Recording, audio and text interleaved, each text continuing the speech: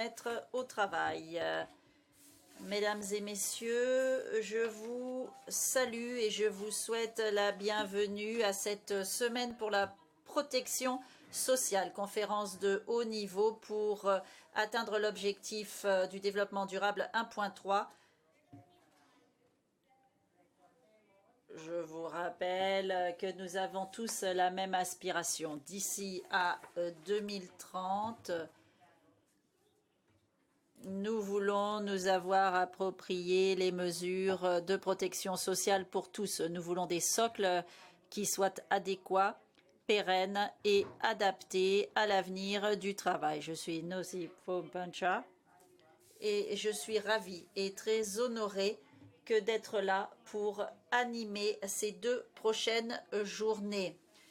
Nous allons parler de protection sociale, une priorité mondiale et un investissement à haut rendement. Nous allons entendre les allocutions d'ouverture. Je présente le directeur général de l'OIT, M. Guy Ryder, la haute commissaire aux droits de l'homme, Madame Michelle Bachelet. Une salve d'applaudissements, s'il vous plaît.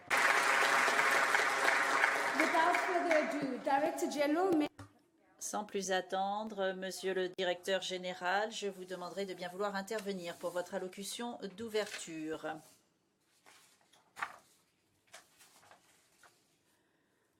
Je vous remercie. Merci, Madame. Merci d'être là pour l'OIT. Madame la haute commissaire, Madame Michelle Bachelet, Mesdames, Messieurs les ministres, Mesdames, Messieurs les participants, je vous souhaite la bienvenue à cette semaine très importante ici à l'OIT. Une conférence de haut niveau donc qui va être suivie de séminaires plus techniques par la suite. Vous m'entendez le dire à l'envi. Cette année est une année importante pour l'Organisation internationale du travail. C'est l'année du centenaire. Il y a 100 ans, l'OIT a été fondée parce que l'on pensait que seule une paix durable permettrait la paix sociale. Et c'est la pensée qui nous anime depuis. Nous l'avons dit en 1944 dans la déclaration de Philadelphie. Donc la protection est au centre de cette notion de justice sociale et au centre de nos activités depuis un siècle. Je vous rappelle ce que dit la Constitution sur les responsabilités de notre organisation. Et là, je cite la protection des travailleurs contre la maladie, les blessures, le chômage. Il faut protéger les enfants, les jeunes gens, les femmes, et il faut se soucier de la vieillesse et d'autres protections. Ensuite, cela se poursuit.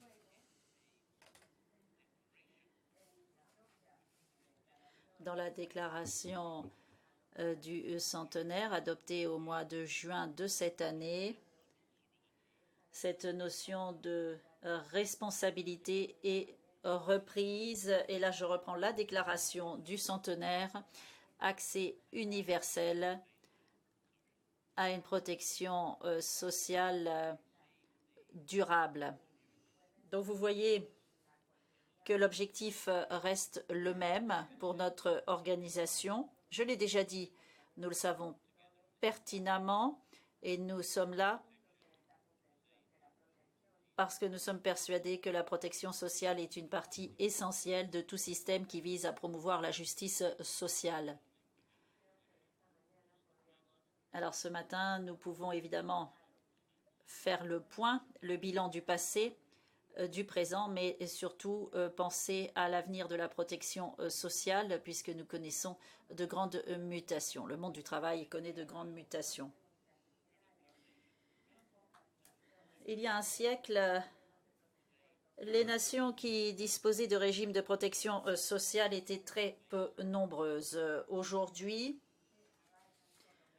nous avons des pays dans lesquels un régime couvre une partie de la population, d'autres un régime qui couvre toute la population. Et c'est quand même un résultat dont nous pouvons être fiers. Parce que même s'il faut parcourir un long chemin, il faut s'enorgueillir de ce qui a déjà été accompli pour bien comprendre que nous sommes capables de faire changer les choses. Mesdames et messieurs, cela étant dit, au fil des années, nous l'avons constaté, les régimes de protection sociale peuvent s'affaiblir. C'est paradoxal, mais l'affaiblissement de ces systèmes se produit souvent lorsque l'on a le plus besoin de ces régimes de protection sociale, lorsqu'il y a souffrance humaine. Ça se produit dans de nombreux pays. Récession des années 70 et 80, et peut-être plus récemment, juste après la crise de 2008. Pas mal de fluctuations, donc pas mal de défis à relever, mais l'OIT reste attaché à sa cause. Nous continuons d'insister sur l'importance de la sécurité sociale. Et nous disons, comme toujours, que la protection ne saurait être perçue comme étant un coût, mais un investissement et la réalisation de droits de l'homme, droit à la santé, à l'éducation, au bien-être. Nous l'avons dit, il faut lutter contre la pauvreté, il faut réduire l'exclusion sociale, réduire les inégalités et promouvoir la solidarité. Autrement dit, cette notion d'investissement indispensable dans la justice sociale. Mesdames et messieurs, Madame la haute-commissaire, nous avons l'approche normative qui sous-tend cette vision de la protection sociale.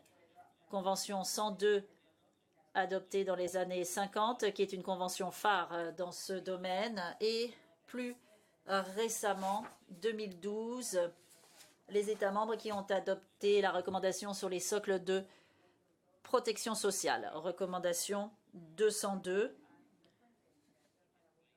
Nous avons ainsi des pays qui mettent en place des régimes complets de protection sociale et qui reposent sur ces socles de protection sociale.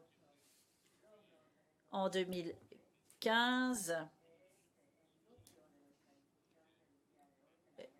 et nous allons y revenir ce matin, nous avons inclus le travail décent dans la protection sociale, les objectifs de développement durable du programme à l'horizon 2030, donc 1.3.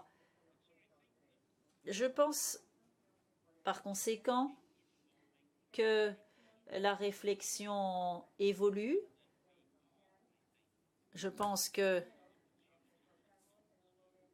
nous avons une chance à saisir pour faire avancer cette cause de la protection sociale universelle. Et ça, c'est une bonne nouvelle, mais il n'y a pas que de bonnes nouvelles, je le crains. En dépit des avancées, en dépit des occasions qui se présentent, il faut bien reconnaître que les inégalités et la pauvreté persistent à des niveaux qu'il ne faudrait pas tolérer. Et nous avons le populisme qui gagne du terrain. En dépit des progrès réalisés, si nous continuons à ce rythme, nous n'arriverons pas à atteindre la cible de l'ODD, à faire en sorte que la protection sociale devienne une réalité pour tous. Et nous n'avons plus qu'une dizaine d'années, je vous le rappelle, avant la date butoir fixée pour le programme 2030. Les temps que nous vivons sont des temps incertains. Et c'est pourquoi la protection sociale universelle est encore plus nécessaire. qu'auparavant. Il faut assurer des transitions. Il y a des transitions considérables qu'il va falloir assurer dans le monde du travail. Il y a le contrat social sous-jacent dont on parle beaucoup lors de cette année du centenaire. Il faut partager les risques, il faut l'équité, la solidarité, la justice. Ce sont des défis qui montrent bien qu'il faut aller de l'avant si nous voulons la sécurité sociale pour tous et si nous voulons façonner un avenir pour la protection sociale. Lors de cette semaine de la protection sociale, chers collègues, nous allons aussi présenter une étude très importante qui donne un aperçu du déficit de financement qui est le nôtre si nous voulons atteindre cet ODD 1.3. Et j'espère qu'avec cette étude, nous pourrons faire ce travail de plaidoyer et tirer parti de notre atout, à savoir le tripartisme. J'espère que nous pourrons trouver de nouveaux partenaires. Autre point important, tout ce qui se dit dans le cadre de ces activités avec le programme et le budget, la déclaration du centenaire, la protection sociale devient une priorité et est sous le feu des projecteurs. La déclaration du centenaire présente une feuille de route ambitieuse mais pragmatique pour que la personne soit au centre des pratiques des entreprises et au centre des politiques. Nous voulons un monde du travail qui soit centré sur l'être humain et une protection sociale qui soit universelle. Donc, mesdames et messieurs, cette semaine revêt une grande importance. Je suis ravie de parler devant vous en compagnie de Madame Michelle Bachelet, qui a joué un rôle important dans notre maison et dans cette réflexion sur la question. J'attends avec impatience le résultat de vos discussions et j'espère pouvoir y contribuer moi-même, même si c'est modestement. Merci beaucoup. A very big thank you to... Je remercie le directeur général de l'OIT qui nous rappelle que l'objectif reste le même. Nous vivons des temps très dynamiques, mais aussi incertains. Et la protection sociale, on en a besoin quand on voit la pauvreté, les inégalités et la croissance qui n'est pas toujours au rendez-vous. Maintenant, nous allons entendre une personne qui a toujours milité pour la protection sociale, pour la sécurité sociale et qui a tout fait pour qu'elle soit placée au centre du programme et notamment du programme 2030. Nous allons écouter Madame Amina Mohamed, vice-secrétaire générale des Nations Unies. Monsieur Guy Ryder, directeur général de l'OIT, Madame Michelle Bachelet, haute commissaire aux droits de l'homme, Mesdames, Messieurs les ministres, Mesdames, Messieurs les représentants des travailleurs et employeurs, Mesdames, Messieurs, chers collègues, aujourd'hui, dans notre monde contemporain, nous avons encore 4 milliards de personnes qui sont sans protection contre les risques du cycle de la vie. Mauvaise santé, chômage, accident du travail ou vieillesse. Sans protection sociale, 4 millions de personnes risquent de sombrer dans la pauvreté. Pour éliminer la pauvreté, nous devons faire quelque chose parce que sinon ce sera frustration. Nous avons ceux qui ont des moyens et ceux qui n'en ont pas. Nous avons des hommes, des femmes, des personnes en bonne santé, des personnes malades. Il y a des différences entre générations, employeurs, travailleurs. Il y a des inégalités qui pourraient produire des troubles sociaux et toutes sortes de problèmes. Il n'y a pas de réponse simple, mais les systèmes de protection sociale sont une partie de la solution. Il faut trouver des cadres qui empêchent les gens de sombrer dans la pauvreté et qui leur permettent d'en sortir pour une vie dans la dignité et la stabilité. La protection sociale améliore la vie de chacun, la productivité de chacun, réduit la pauvreté, les inégalités. C'est un catalyseur pour que chacun atteigne les objectifs du programme 2030. Nous avons notre feuille de route pour la paix et la prospérité sur la planète.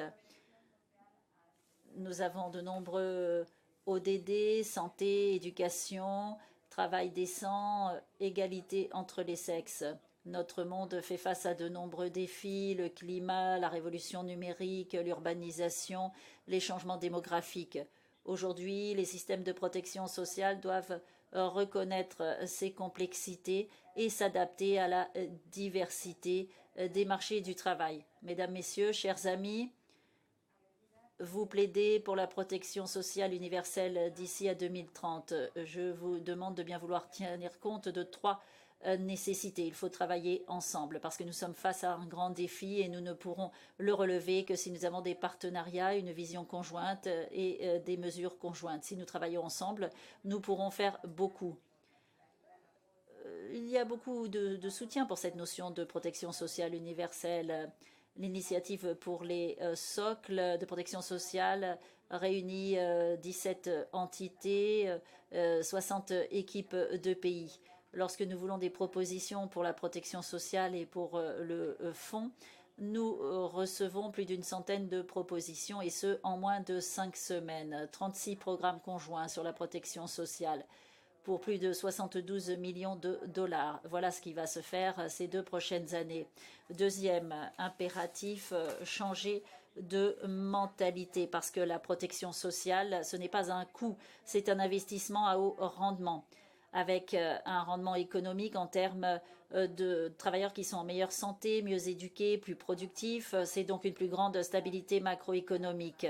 Avec la protection sociale, nous avons des sociétés plus soudées, plus pacifiques, avec une égalité de chances pour tous. Il faut faire passer le message. Il faut la volonté politique pour accroître les investissements et pour les affecter à la protection sociale, en levant des impôts, en réaffectant les dépenses à la protection sociale ou en ayant des régimes qui le permettent.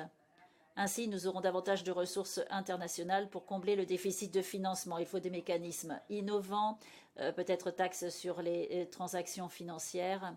Il faut aider les pays à renforcer et à préserver les systèmes de protection sociale. Troisième impératif, se tourner vers l'avenir. Il faut être visionnaire. Il faut adapter les systèmes de protection sociale pour qu'ils puissent protéger tout le monde et qu'ils permettent de régler les difficultés. Mesdames, Messieurs les ministres, chers amis, j'espère que cette conférence va permettre d'élargir le consensus pour que la protection sociale devienne une réalité d'ici à 2030. Je vous souhaite plein succès dans vos délibérations, échanges et je vous remercie.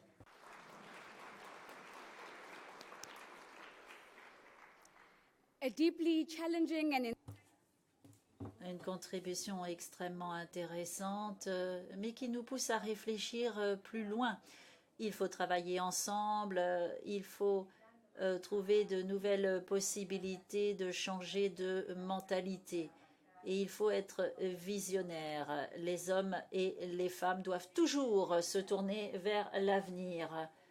Mesdames et messieurs, nous allons écouter la haute commissaire aux droits de l'homme pour son allocution d'ouverture. En 2010, Madame Bachelet avait présidé le groupe consultatif sur les socles de protection sociale et avait joué un rôle essentiel pour le débat que nous avons aujourd'hui sur la protection sociale universelle. Et c'est peut-être encore plus important pour que l'on ait cette notion de protection sociale universelle et qu'elle soit perçue comme étant un droit de l'homme.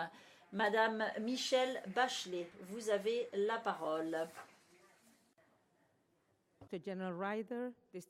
Monsieur le directeur général, mesdames, messieurs les ministres, chers intervenants, mesdames et messieurs, chers amis, le 100e anniversaire de l'OIT est une célébration très importante, même pour la communauté des défenseurs des droits de l'homme. Comme le secrétaire général, M. Gutiérrez, l'a dit, je le cite, « Votre programme est au centre des préoccupations des gens. La dignité, le travail décent, une mondialisation juste, la justice sociale pour tout un chacun, partout. » Fin de citation. Je suis donc ravie de participer à ces discussions cette semaine parce qu'il faut avancer sur ce front et sur le front de l'ODD 1.3. Avec des systèmes de protection sociale, les gens pourront embrasser le changement technologique. Nous reste encore une dizaine d'années pour atteindre l'objectif 1.3. Une décennie, ça n'est pas très long, mais ce peut être suffisant si nous redoublons d'efforts. Nous pouvons avancer sur la voie de la protection sociale universelle qui est gage de progrès pour les 17 ODD.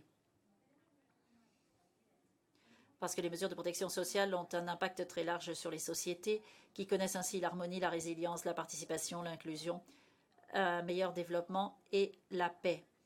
Il faut investir et il faut la volonté politique des États et de la communauté internationale pour investir dans la protection sociale. Coopération, développement serait aussi renforcée. C'est un bon investissement. La recherche analytique de l'OIT l'a montré. Même les pays les plus pauvres peuvent se permettre la protection sociale universelle. Les études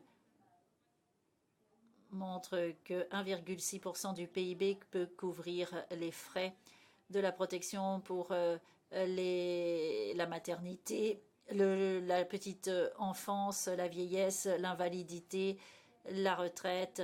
De nombreux pays ont abordé ces aspects des régimes de protection sociale universelle. Argentine, Bolivie, Botswana, Brésil, Cap-Vert, Chili, Chine, Kazakhstan, Kiribati, Kosovo, Kirghizistan, Lesotho, Maldives, Maurice, Mongolie, Namibie, Afrique du Sud, Swaziland, Thaïlande, Timor-Leste, Trinité et Tobago, Uruguay, Ouzbékistan. Parmi eux, le programme de l'Argentine pour les femmes enceintes, les prestations familiales pour la Bolivie, Chine, Rwanda, Thaïlande.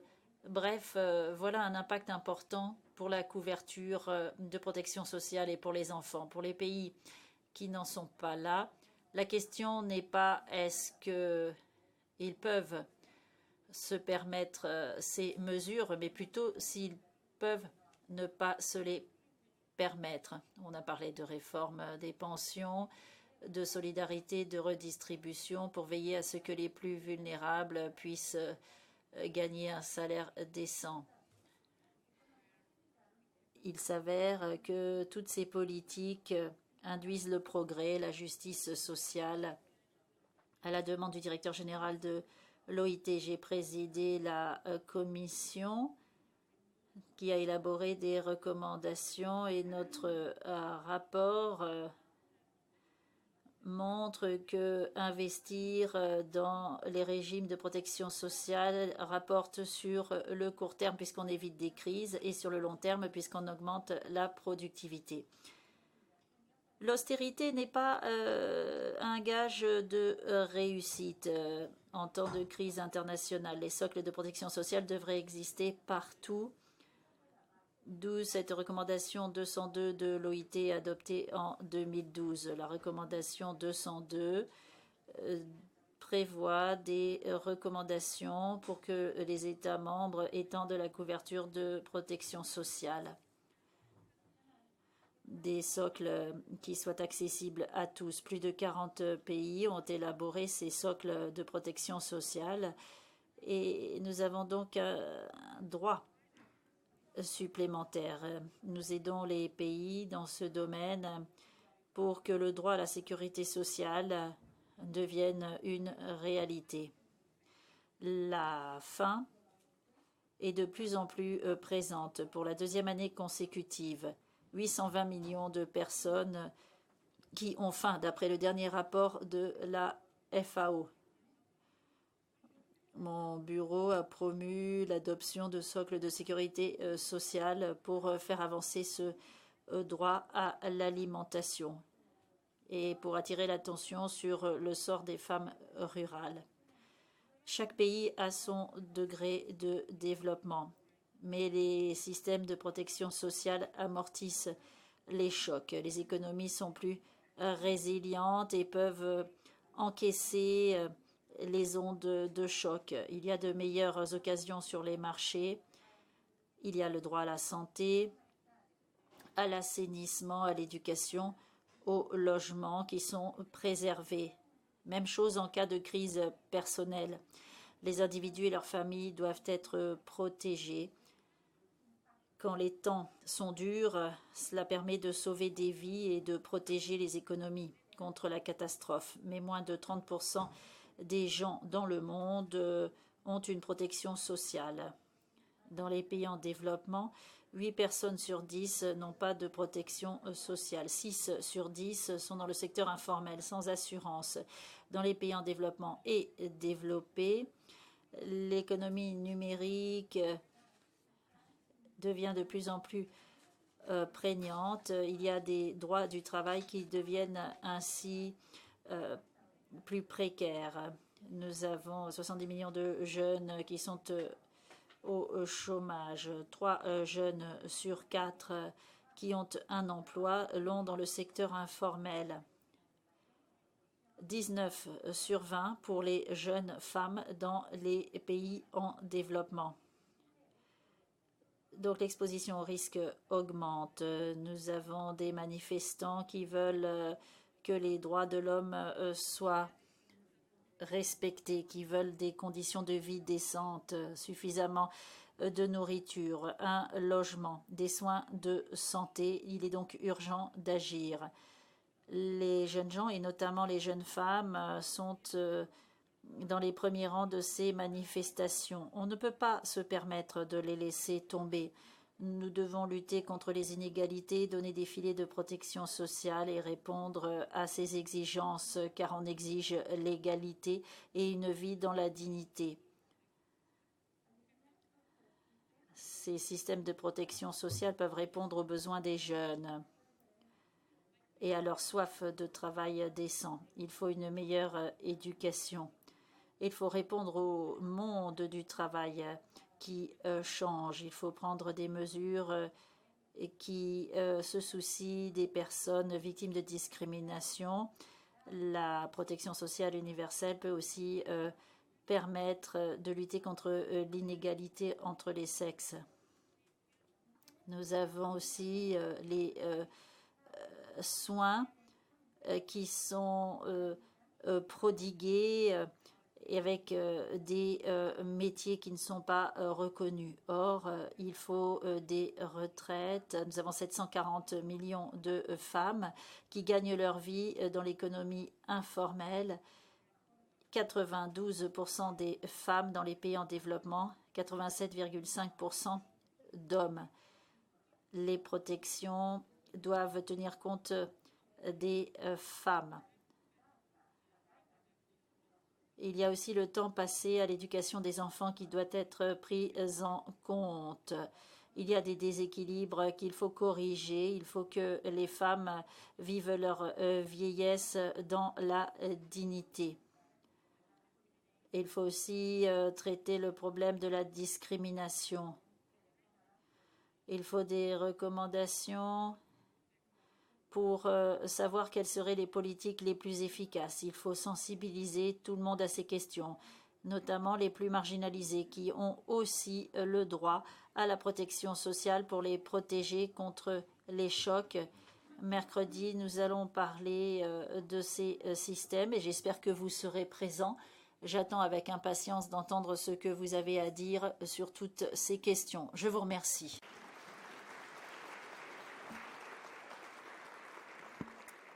A very big thank you. Je remercie Madame Michelle Bachelet de nous rappeler qu'il nous reste 10 années. 10 années, ce n'est pas très long, mais cela peut suffire. Nous avons besoin de changer de vitesse. Et il ne faut laisser personne sur le bas-côté. Si nous pouvions applaudir Madame Bachelet et Monsieur Ryder.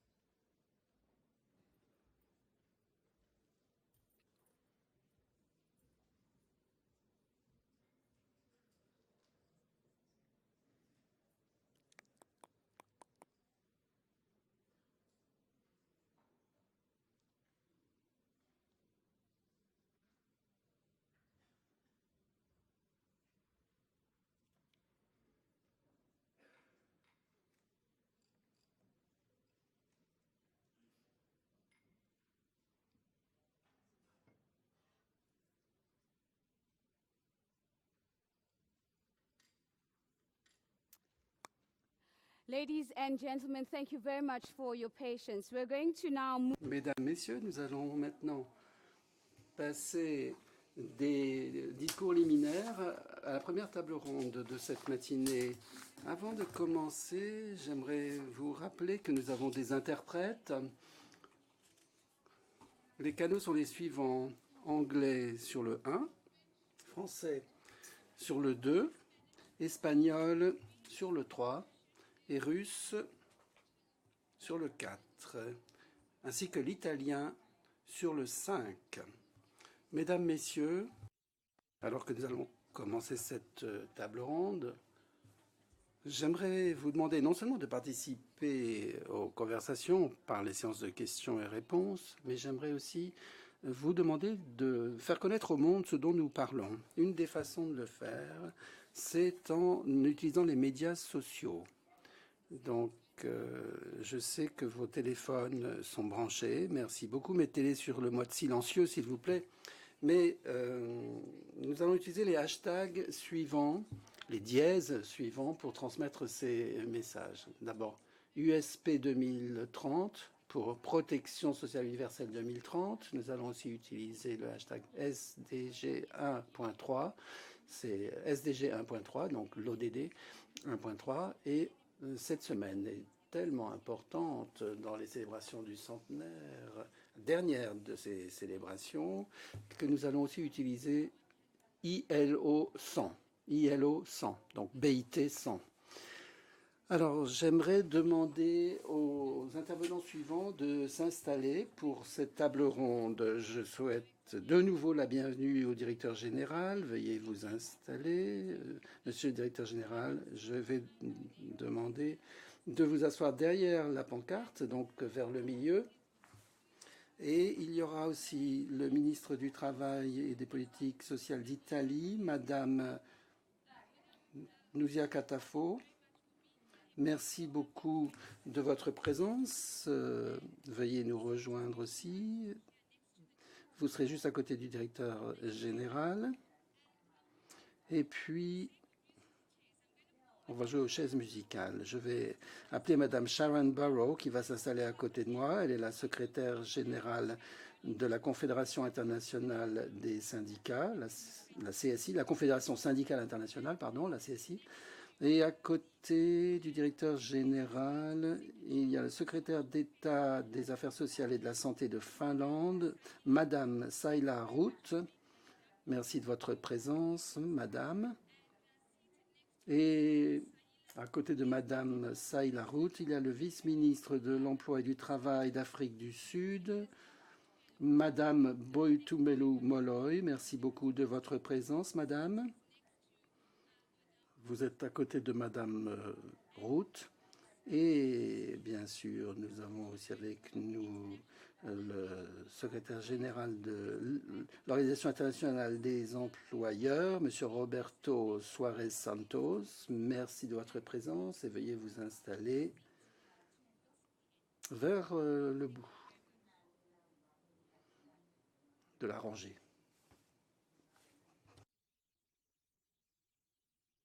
Mesdames, Messieurs, alors que nous ouvrons ce débat, n'oublions pas les messages essentiels que nous avons entendus dans les discours d'ouverture. Nous avons parlé de la protection sociale qui est un droit humain. Nous avons parlé de l'investissement à haut rendement qu'elle représente.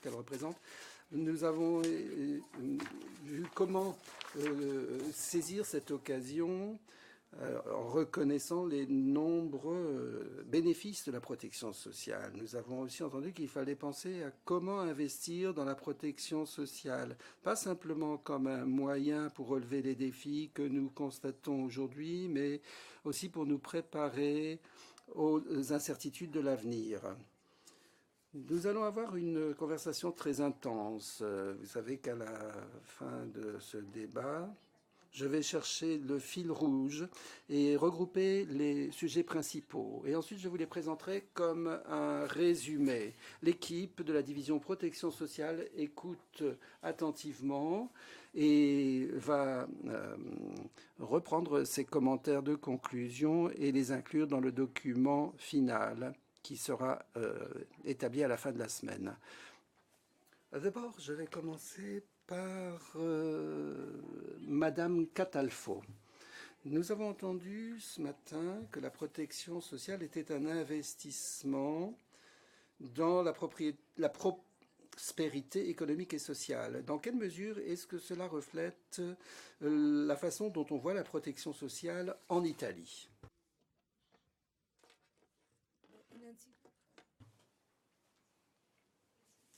Bon, tout d'abord, je suis ravie de pouvoir être ici pour prendre partie à la semaine sur la protection sociale.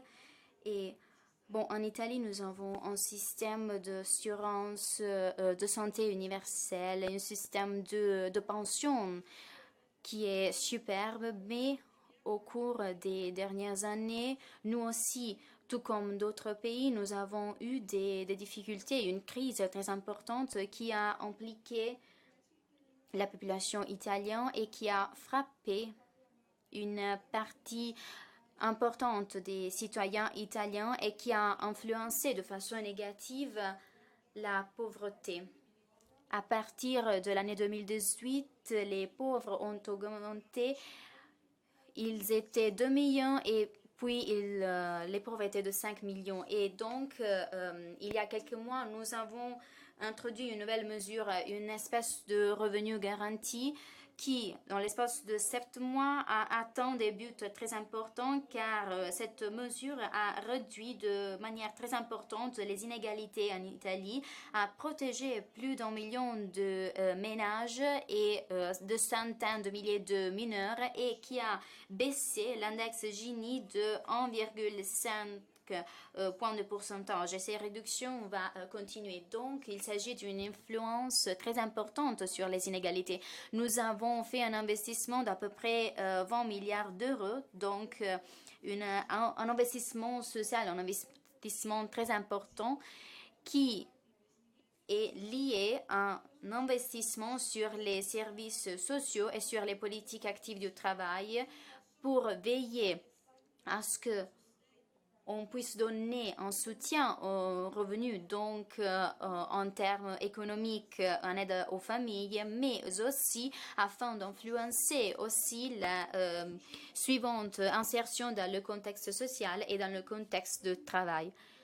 Donc maintenant, nous nous trouvons dans une phase de prise en charge des services sociaux des communes et des centres pour l'emploi sur lesquels nous avons investi de façon très importante. Nous avons augmenté le personnel et nous sommes en train de redoubler le personnel pour les centres de l'emploi de 8 000 unités à presque 12 000 unités dans l'espace des 3 prochaines années. Donc, il s'agit d'une mesure qui, d'un côté, soutient le revenu et donc influence de façon très importante les inégalités. Et puis, de l'autre côté, il s'agit d'une mesure qui puisse aider les citoyens à sortir d'un contexte de marginalisation sociale et qui les accompagne dans l'insertion dans le monde du travail ou qui limite la dispersion du point de vue de l'école et aide les enfants qui se trouvent dans des ménages en difficulté à être réinsérés dans le contexte de l'éducation et de la formation.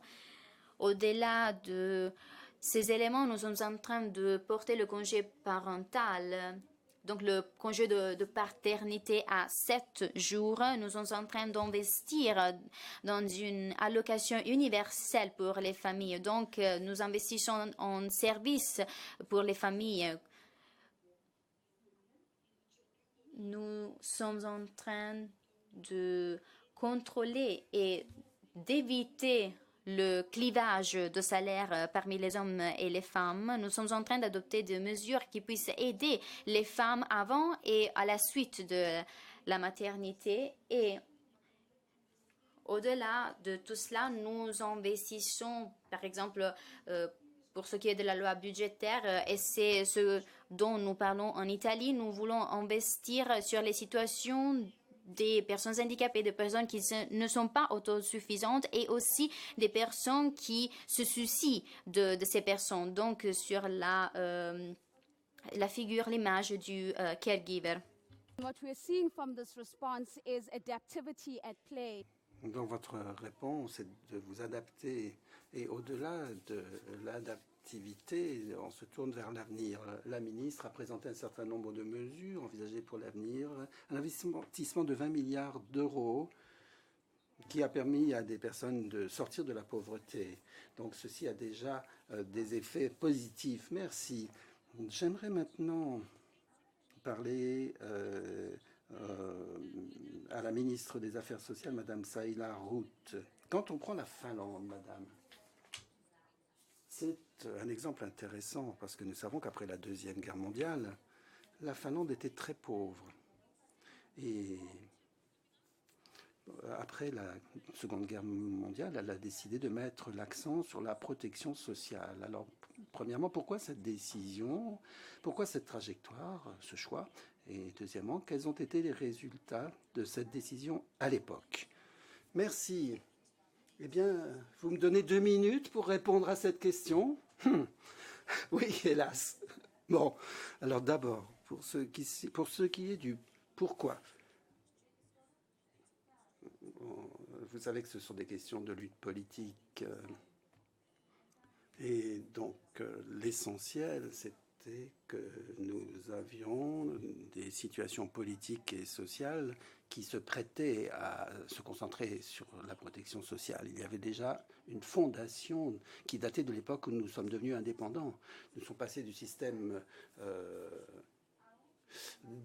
d'un système qui n'était pas démocratique à un système de suffrage universel. Et ce système démocratique existait déjà après la guerre. Donc à ce moment-là, le Parti communiste a été de nouveau légalisé. Et ceci par le biais d'élections. Enfin, il y a eu des élections libres. Donc il y a eu des sociodémocrates, le Parti du Centre, les communistes. Et ils défendaient la protection sociale. Donc, d'abord, il fallait reconstruire le pays après la guerre, mais après cela, ils ont vu que la seule façon pour un petit pays comme la Finlande d'avancer et de se développer, pour arriver au niveau de pays plus grands, il fallait, pour y arriver, il fallait investir. C'est curieux pour moi. Pendant la présidence du Conseil de l'Union européenne cet automne, on a parlé de l'économie du bien-être en Finlande. Et c'est une idée. D'abord, il faut investir dans le bien-être des gens et ensuite, cela va créer la croissance. Et évidemment, le bien-être, c'est un peu la condition qu'on doit avoir en premier lieu pour cela. Donc, les résultats, ensuite, sont évidents, me semble-t-il. Une durabilité socio-politique, une stabilité sociale et politique. En outre, et ça, il faut l'avoir si l'on veut créer de la croissance ou même du bien-être économique. L'égalité homme-femme, qui est un résultat de ces efforts. On dit, et j'aime beaucoup, que l'État-providence, c'est le meilleur ami d'une fille. Donc il faut avoir des services qui vont libérer les femmes et leur permettre de travailler hors du foyer et de devenir indépendantes économiquement, par exemple.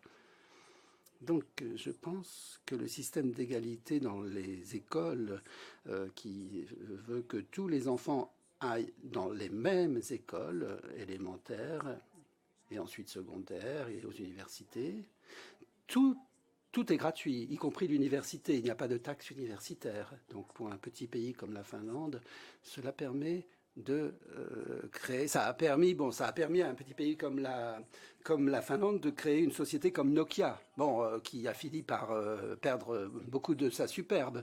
Mais il y a eu quand même la création de cette entreprise. Et donc ça, c'est aussi un fruit du système social. Donc les situations politiques et sociales étaient justes. Bon, en 2 minutes, vous avez fait un travail formidable. D'abord, vous avez abordé la question du changement de mentalité, ce que Madame Bachelet avait évoqué. Donc, passer à une économie de bien-être qui est essentielle dans la façon dont nous pensons à investir dans les personnes, dans les gens. Mais vous avez aussi montré que que le rendement, les retours sur investissement ont été une réalité en Finlande. Égalité homme-femme, stabilité. Je suis sûr que beaucoup vont tweeter aujourd'hui, vont dire aujourd'hui que les meilleurs amis d'une femme, ce n'est pas les diamants, mais c'est l'état de providence, l'état social.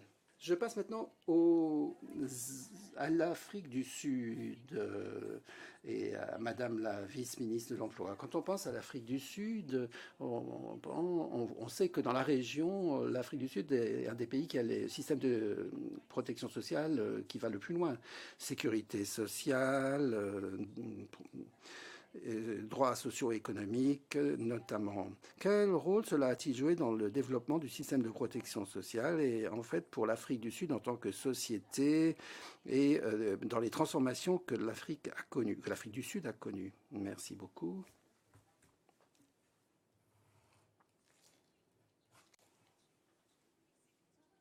Il faut juste 2 secondes pour que le micro fonctionne. Merci beaucoup. Madame, je crois que d'abord, il faut convenir. J'ai aussi la même impression que ma préopinante à propos des 2 minutes. Bon, dans notre pays, la Constitution garantit que chacun a le droit à accéder à la sécurité sociale, y compris les chômeurs, y compris les personnes qui n'ont pas les moyens de subsister à leur propre existence, et y compris les personnes qui ont des enfants. Donc tout ça est garanti par la Constitution. Et actuellement, dans notre budget, nous payons des bourses à 17 millions d'Afrique du Sud, des allocations des bourses.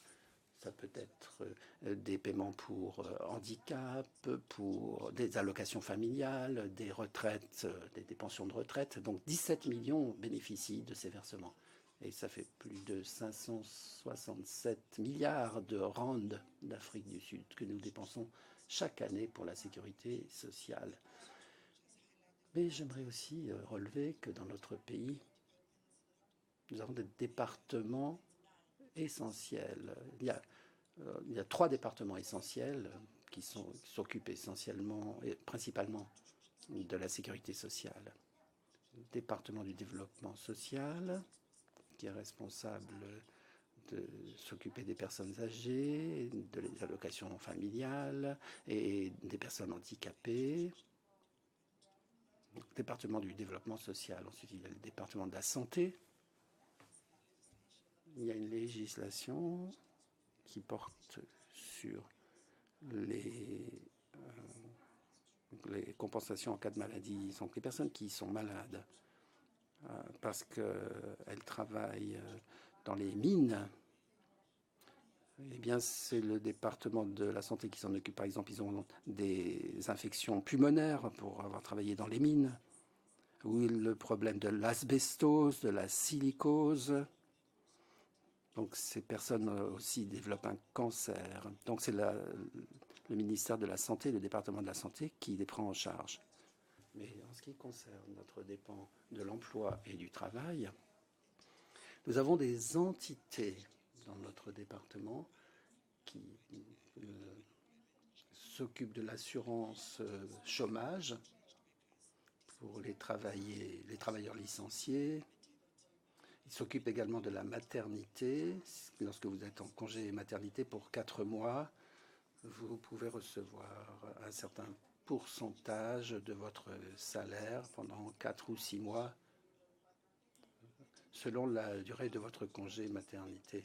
Et récemment, nous avons ajouté un élément à cette législation, à savoir que nous avons maintenant un congé paternité.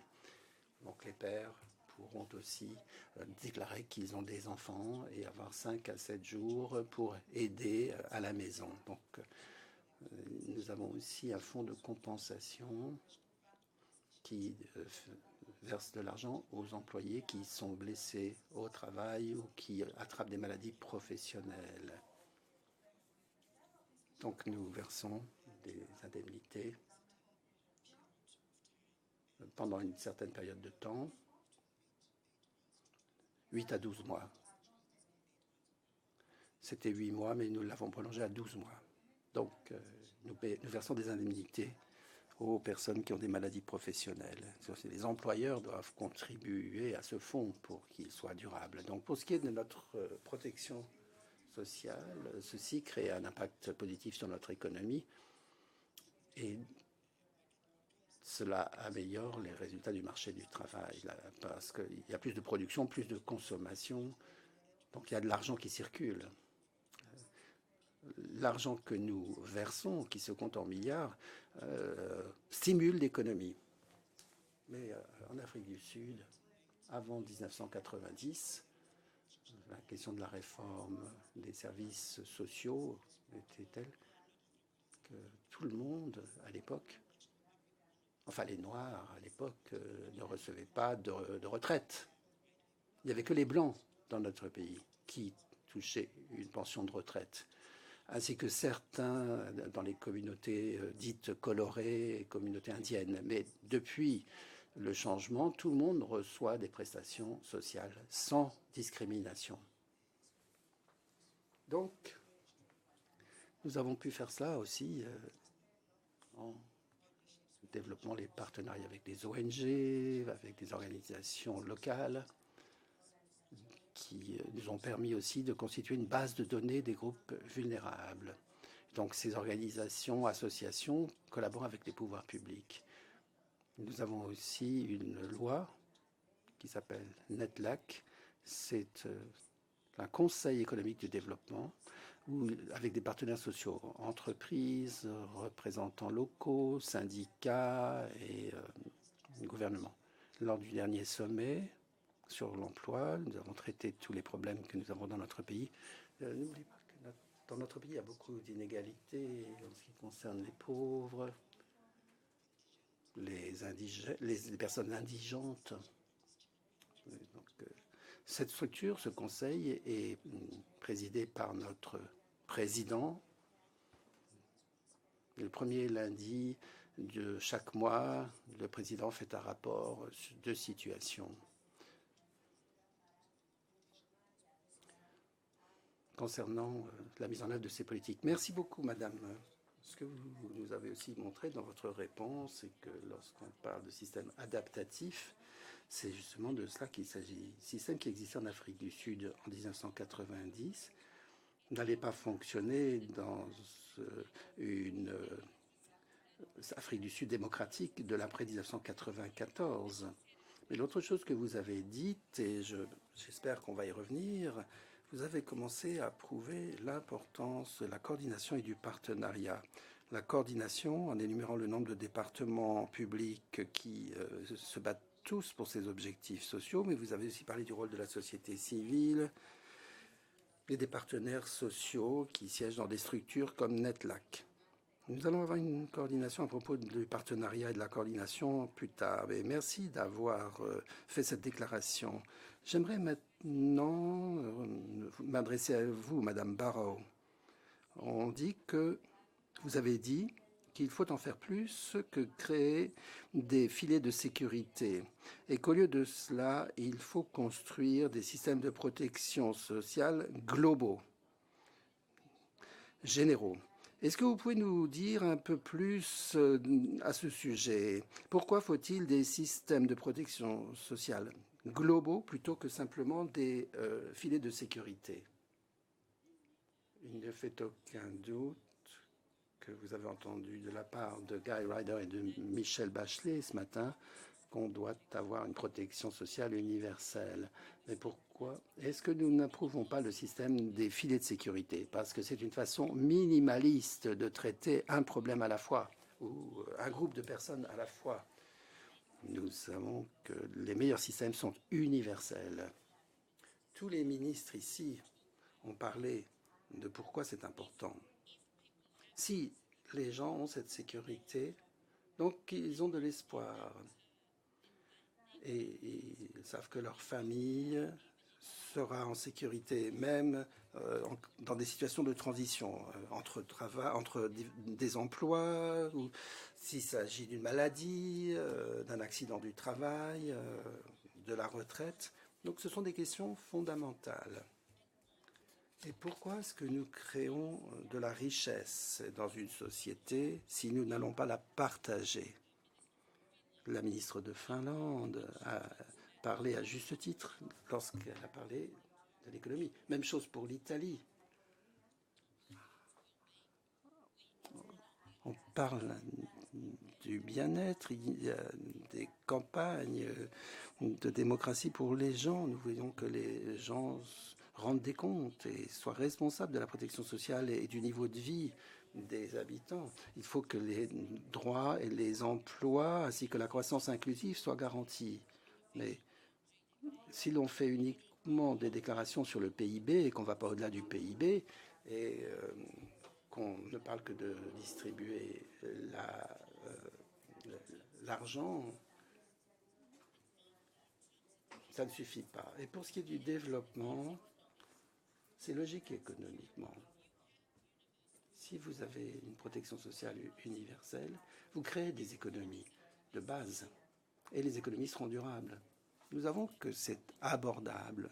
C'est une question de volonté politique. Lorsque vous liez la protection sociale universelle avec les salaires minimums décents, eh bien les gens peuvent vivre dans la dignité et contribuer à leur communauté. Finalement, c'est donc tout à fait abordable économiquement. On peut le payer. Donc, si c'est simplement une question de volonté politique, il faut y aller parce que c'est un scandale que plus de 50% des personnes n'aient aucune forme de protection sociale universelle et 70% des gens ou plus n'ont pas de protection sociale universelle. S'il y a une chose que nous faisons tous vers 2030, c'est cela qui doit être fait. Bien, alors allons-y, c'est ce qui ressort de vos propos, mais il y a cette idée de volonté politique qui revient. Madame Roth a parlé d'un cadre politique qui a conduit à une décision en Finlande. La vice-ministre d'Afrique du Sud a dit que ceci était consacré par la Constitution, la protection sociale est consacrée par la Constitution. Donc ça, c'est une déclaration politique. Et nous entendons ici que depuis 10 ans, enfin c'est ce que Madame Barrow nous dit, nous avons le choix. Est-ce que nous allons simplement galvaniser? Est-ce que nous sommes prêts à galvaniser le monde pour y arriver? Je vais conclure avec Monsieur Soares Santos.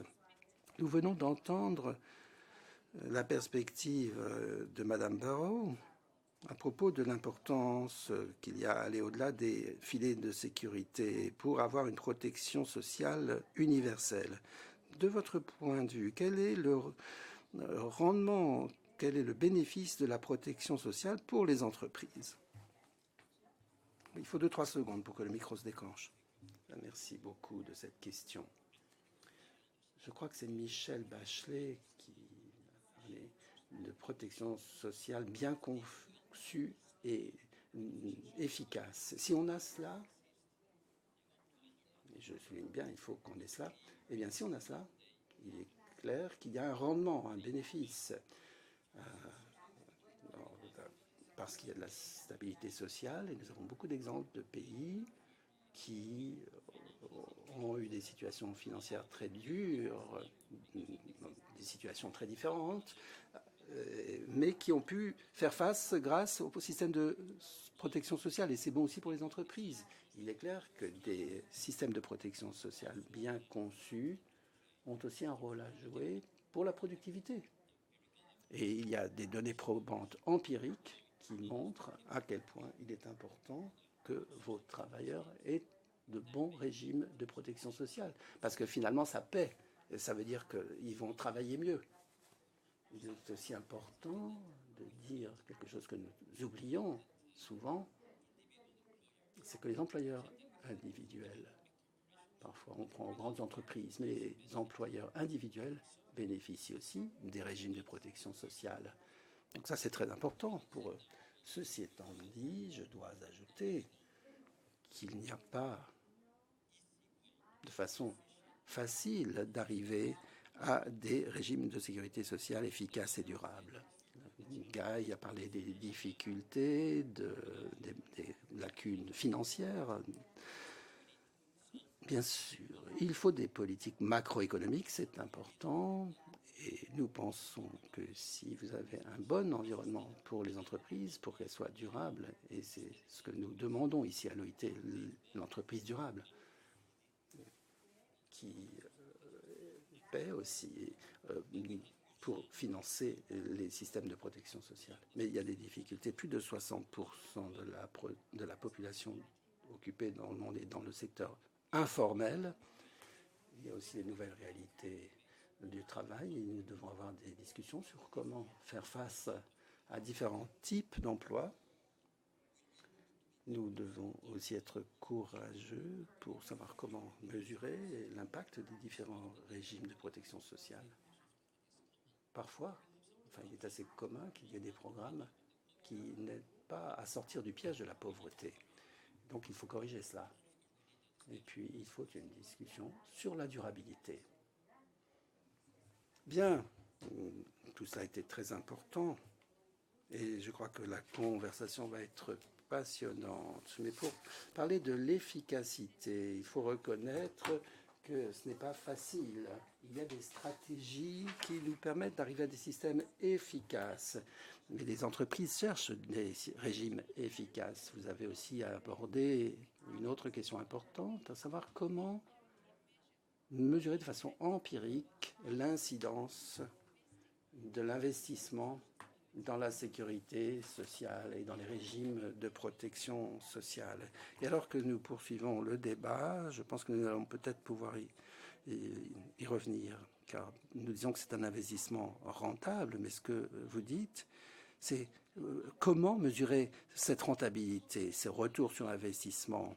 Et il faut des critères pour mesurer ces bénéfices. Vous avez eu la possibilité maintenant d'entendre un certain nombre de voix et de perspectives. Et revenons peut-être à 1944. Dans la déclaration de Philadelphie, la conférence reconnaît, et je cite, que l'extension des mesures de sécurité sociale pour assurer un revenu de base à tous ceux qui ont besoin de cette protection et de soins médicaux est un impératif. Alors, avec ce que vous venez d'entendre, quel a été le rôle de l'OIT pour faire du droit à la protection sociale, pas une question périphérique, mais une question centrale? Je vous remercie de cette question. Pour ce qui est du rôle de l'OIT,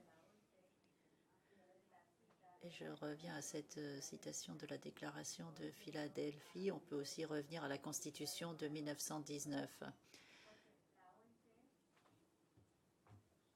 L'OIT a fixé une ambition, une vision. Qu'est-ce que nous voulons faire? Ça a été dit d'ailleurs. Mais ce qui est important sur le plan historique, c'est cette idée de doter la population de protection sociale, c'est-à-dire de libérer les gens de la peur. Parce que si vous n'avez pas de protection sociale, c'est source de peur, d'inquiétude pour les familles, les communautés. Et c'est ce que nous avons fait à l'OIT. On a libéré les gens de la peur pour les amener vers le monde du bien-être. On a entendu la Finlande. Et ça, c'est une bonne manière d'appréhender la vie, vous ne pensez pas?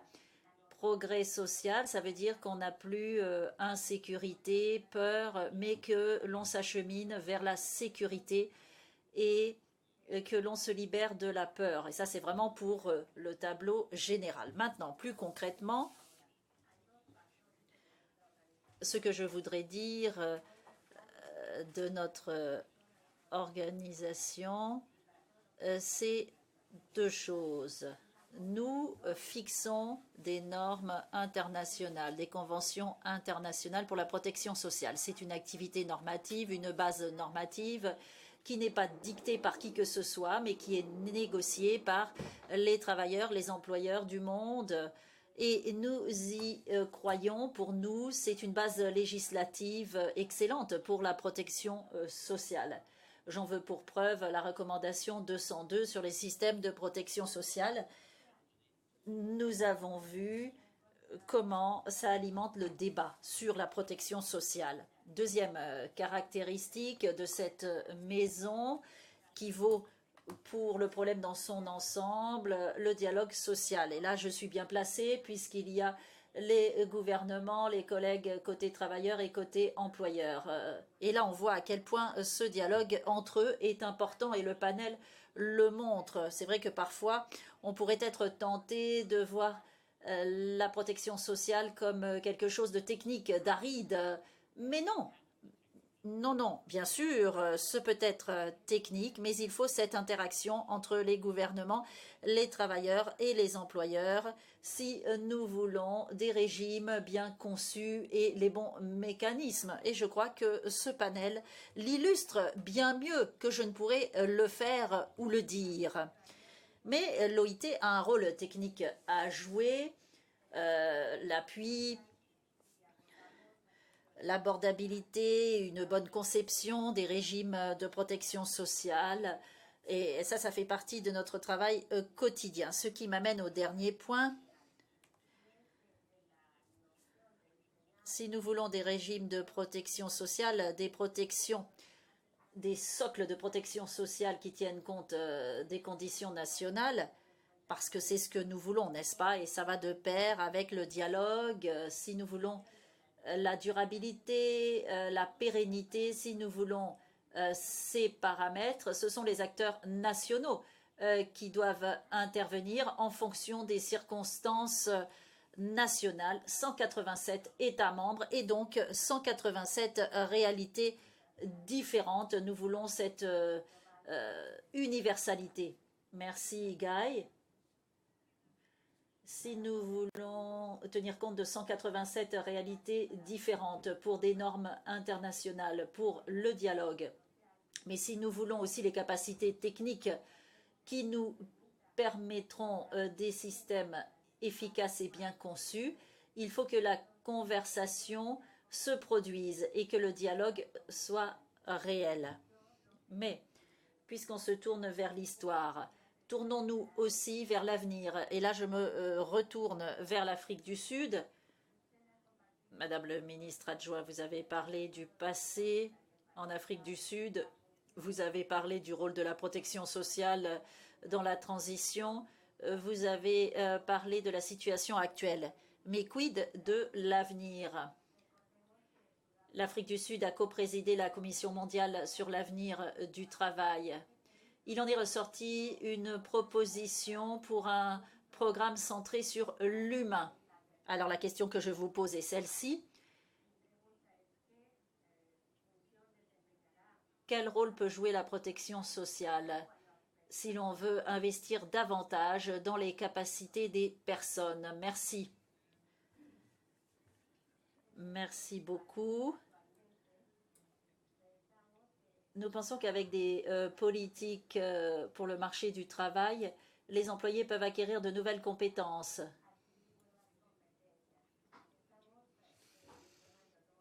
Ça fait partie de la transition. Certains perdent leur emploi, d'autres n'en retrouvent pas. Il faut donc qu'ils puissent améliorer leurs compétences, qu'ils les renforcent. Et ça, c'est la révolution des compétences. Dans notre pays, nous avons plus de 60% de la population. Vous savez, nous sommes un pays jeune. La population est jeune. Et quand on entend par jeunesse, ce sont les gens de 18 à 35 ans.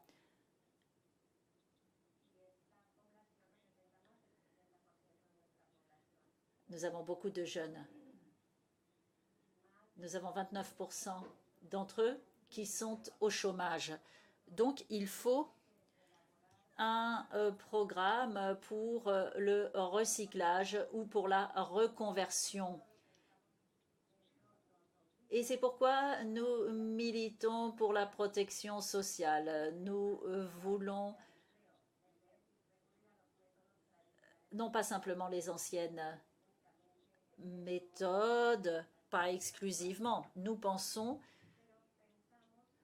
qu'il reste beaucoup à faire.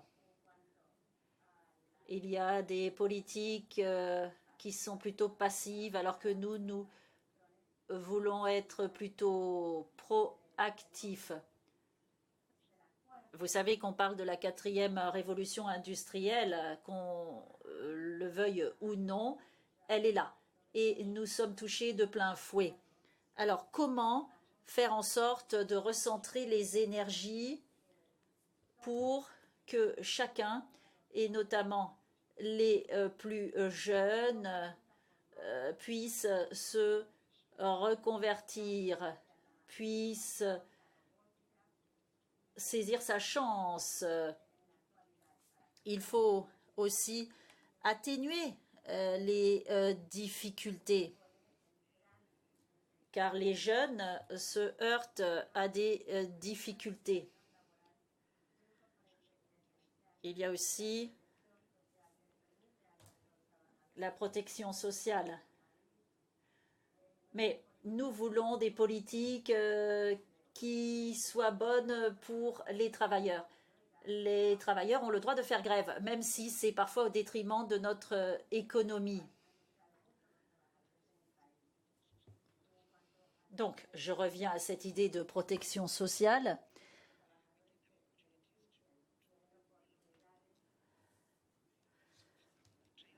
Les travailleurs doivent pouvoir suivre des programmes de formation.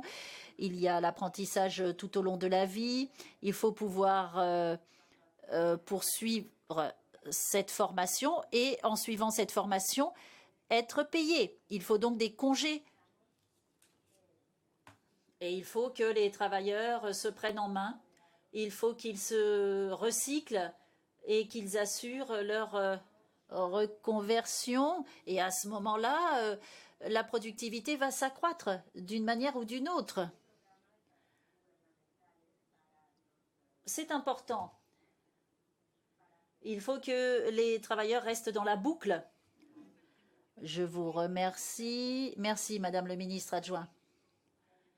Le directeur général a parlé de s'approprier les systèmes et vous nous parlez de la réalité sud-africaine et vous nous dites que le taux de chômage c'est 29%.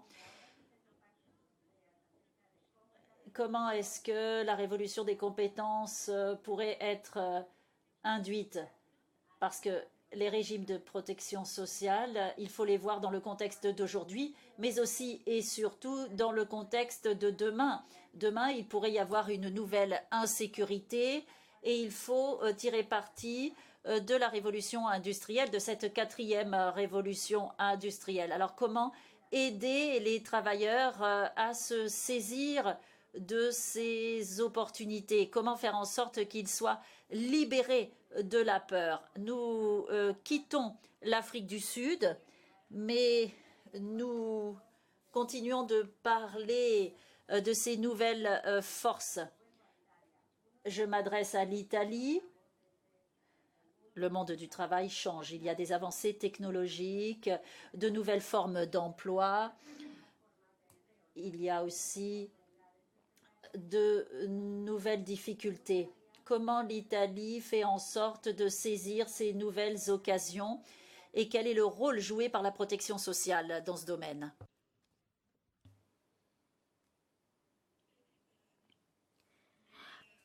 Bon, dans mon intervention précédente, j'ai expliqué quel était notre premier investissement donc dans la protection sociale, donc un investissement pour introduire un revenu minimum garanti qui pourrait protéger les personnes qui ont vertu à cause de la crise et même à cause de ce qui se passait dans le marché du travail à partir de 2018. Donc, pour cette personne qui était au chômage, qui était en difficulté économique, très souvent, à partir des données, car évidemment, nous sommes en train de monitorer et analyser qui sont les personnes qui touchent ce revenu.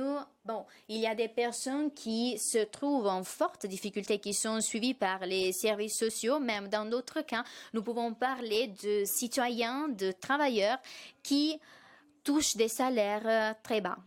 Et donc, nous afin d'intervenir dans ce sens et donc afin de veiller à ce que le revenu puisse être soutenu, mais aussi pour intervenir aussi sur le phénomène du dumping salarial. Nous sommes en train de penser d'insérer en Italie une loi concernant le salaire minimum par heure. Donc, une loi qui peut protéger les travailleurs qui touchent des salaires qui sont au-dessus du seuil de pauvreté.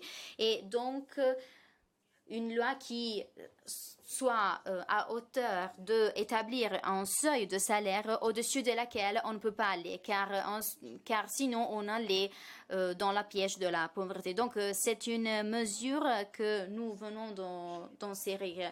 Et aussi, il y a un mois, nous avons approuvé une mesure sur les riders, donc les travailleurs de certaines plateformes, et ces normes protègent et tutèlent les travailleurs qui sont employés par ces plateformes. Donc, dans toutes les situations, et on prend en considération toutes les tutelles, la maternité, la maladie, etc. Et cette loi accorde des tutelles, des protections minimum aux riders qui travaillent de façon non régulière. Au-delà de tout cela, nous sommes en train d'investir dans un programme de 3 ans de lutte contre le caporalato qui a des différents piliers sur lesquels il repose.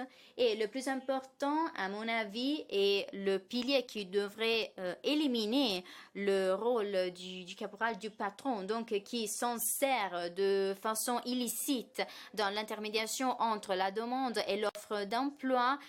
Et donc, le principal pilier est de faire en sorte que la demande et l'offre d'emploi puissent avoir lieu exclusivement par le truchement de services publics, par exemple le centre d'emploi ou les communes, donc les bureaux qui sont les plus proches aux travailleurs. Et au-delà de toutes ces mesures, nous sommes en train d'insérer un programme qui puisse aider les travailleurs à avoir un logement, un transport, donc toutes les mesures de protection qui aident les travailleurs pauvres, car malheureusement, il s'agit d'un travail qui touche les poches les plus pauvres de la population.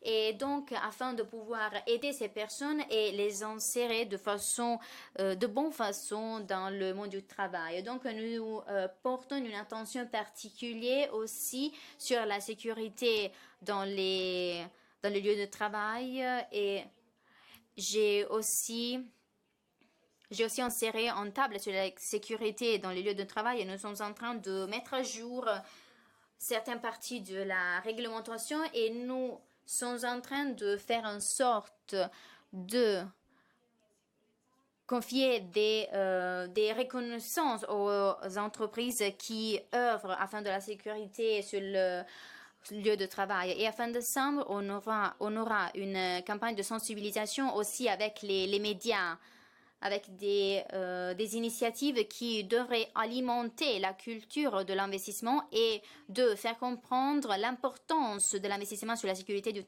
dans le lieu de travail et qui aussi puisse rendre les travailleurs conscients des risques et de l'importance de la connaissance des réglementations sur la sécurité dans les lieux de travail. Donc l'Italie et voilà, le gouvernement italien. Et il est en train d'investir. L'investissement est au centre. L'investissement sur la protection sociale des travailleurs et des citoyens italiens est au centre. Et je pense qu'il s'agit du vrai défi des prochaines années. Merci beaucoup, Madame la Ministre. Vous avez donc des programmes pour aujourd'hui, mais aussi pour demain. Et nous ne parlons pas simplement d'aspiration, d'espérance, mais de la réalité parce que nous voulons pouvoir nous appuyer sur la législation. Et là, j'insiste sur l'importance des données. Il faut savoir ce qu'il en est et de la manière dont on peut dépenser les fonds. Madame Barrow? Madame le ministre Catalfo nous a parlé de la nécessité de protéger les plus pauvres des pauvres. Il y a des personnes qui sont même en deçà du seuil de pauvreté, ce qui me ramène au rapport de la Commission mondiale sur l'avenir du travail. Ne laissez personne sur le bas-côté. C'est la première des exigences. Alors, comment faire en sorte de respecter le contrat social, puisque nous avons la pauvreté, les inégalités qui augmentent. On a entendu le directeur général, il y a quand même ces mutations du monde du travail. Mais comment veiller à ne laisser personne sur le bas-côté? Bon, alors Guy, vous savez qu'on s'est posé la question du poster pour le centenaire. Nous avons le rapport de la commission, la déclaration du centenaire. Est-ce que l'on pourrait penser que le contrat social est rompu? Nous avons des personnes partout dans la rue parce que les personnes ont peur, mais cette peur va au-delà d'une perte de confiance, c'est même de la colère, c'est l'âge de la colère, c'est l'ère de la colère qui s'ouvre maintenant et on le voit, c'est du concret, on voit ce que cela donne. Alors, quelle serait la réponse? Vous avez la déclaration du centenaire et à ce moment-là, vous pouvez avancer pour renouveler ce contrat social. Ce qu'a décrit la ministre, c'est fondamental. Vous avez les éléments fondamentaux, le socle de protection pour chaque travailleur, que vous soyez jeune, âgé. Et Roberto l'a dit, 60% des travailleurs sont dans le secteur informel. Mais comment est-ce possible? Ça veut dire que les gouvernements ne réglementent pas le monde du travail. Si nous avons le socle de protection, et ça c'est un droit fondamental, santé et sécurité au travail et salaire minimum ou heure maximale, c'est-à-dire temps de travail maximal, vous avez la dignité, plus la protection sociale universelle, et à ce moment-là, vous avez votre socle pour les personnes, mais aussi pour l'économie. Ensuite, il y a les autres piliers. Vous avez le programme pour les femmes. On appelle de ses voeux des investissements dans l'économie, des soins, du travail décent, de la protection sociale et des socles de protection sociale. Ensuite, les transitions justes. Bien sûr, nous avons besoin de transitions justes. On parle de compétences, mais pas seulement de compétences. Parce que tout secteur doit se transformer, tout employeur doit se transformer, que ce soit pour le climat ou pour l'avenir technologique. Bref, il faut que personne ne soit laissé sur le bas-côté. Alors, ça va être du travail, mais la recette, nous la connaissons. Socle de protection au travail et socle de protection sociale. Les travailleurs, les employeurs peuvent négocier pour une juste répartition des dividendes. Bien sûr, tout ça pèse dans le débat sur les ODD, parce que nous avons l'ODD 8. Si on parle de protection sociale, vous savez, la recette, elle est bien connue. Mais qu'est-ce qui nous manque? Ce qui manque, c'est la volonté politique. Si nous nous soucions de la démocratie, de la paix sociale, la réponse, on la connaît. Nous avons 3 ministres avec nous aujourd'hui qui le disent. Et moi, je pense que cette semaine est déjà une réussite. Essayons de rallier à notre cause tout le monde. Quand on entend la Finlande, il n'y a que 4 pays dans le monde qui parlent de bien-être, qui disent que la démocratie, ce doit être le bien-être, peu importe les termes. Ce qu'il faut, c'est se soucier des personnes. Nouvelle-Zélande, Écosse, Finlande, il m'en manque un. Islande, merci. Et Malte, dans un certain sens. Il faut se soucier des personnes pour que les personnes aient confiance dans leurs dirigeants politiques Et à ce moment-là, on aura des démocraties stables et un avenir dans lequel tout le monde pourra coexister. Merci. J'en reviens au contrat social qui repose sur la confiance. S'il n'y a pas de confiance, la transition ne sera pas possible. Et on veut se libérer de la peur, mais on peut arriver aussi à la colère. Revenons-en à la protection sociale, à ces socles de protection sociale. Quel est le rôle des entreprises pour réaliser ces socles de protection sociale et surtout pour les adapter à chaque pays? Roberto, cette notion de socle de protection sociale remonte à 2012. C'est le fruit d'une évolution, Guy l'a dit. L'OIT dispose déjà d'un certain nombre de normes pour les entreprises. Et là, je vous parle en toute franchise. Nous n'étions pas enthousiastes vis-à-vis de toutes ces normes.